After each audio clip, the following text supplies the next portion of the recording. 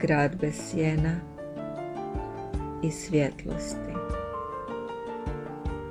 Ničije djetinjstvo nije upisano u parkovima, pločnicima.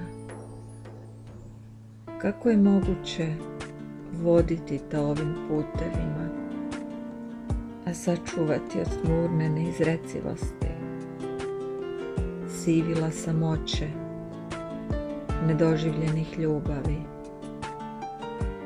U meni se gomilaju nade nalik ovom gradu. U svijet te otiskujem nepoželivo.